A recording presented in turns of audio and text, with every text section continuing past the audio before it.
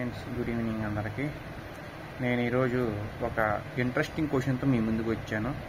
Question ఏంటంటే, ఇప్పుడు మనం వెహికల్స్ లైక్ కార్స్ కానీ లేదంటే బైక్స్ కానీ and machines like washing machines కానీ లేదంటే ఇంకా రకరకాల మిషన్స్ ఉంటాయి కదా, ఏసీ కానీ మనం ఇప్పుడు వాడే ఫోన్ కూడా, ఇలాంటివి ఛార్జింగ్ ఉంటే మాత్రమే పనిచేస్తాయి అండ్ పెట్రోల్ డీజిల్ ఉంటే మాత్రమే పనిచేస్తాయి.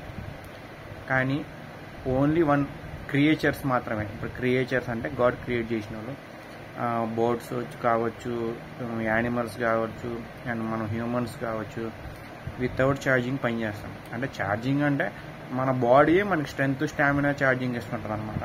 అది మన మెంటాలిటీ మీద, మన మైండ్ మీద డెవలప్ అయి ఉంటుంది, ఇలా డిపెండ్ అయి ఉంటుంది. ఇది నాకు అనిపించిన విషయం. ఇలా మీకు ఎవరైనా అనిపించింది ఎప్పుడైనా? ఇప్పుడు మనం ఫోను ఛార్జింగ్ అయిపోయి ఒక 1 అవర్ అయిందనుకోండి, స్విచ్ ఆఫ్ అయిపోయింది. కానీ మనిషి ఎంతసేపు అయినా అలానే ఉంటాడు. క్రియేచర్స్ అలానే ఉంటాయి, వాళ్ళకేం ఉండదు. ఇప్పుడు వాషింగ్ మెషిన్ కూడా అంతే. ఇప్పుడు మీకు కరెంట్ లేదనుకోండి, వాషింగ్ మెషిన్ పనిచేయదు. కరెంట్ లేకపోతే మనిషి తన వర్క్ తను చేసుకుంటాడు. అంటే చాలా డిఫరెన్సెస్ అనిపించినాయి నాకు.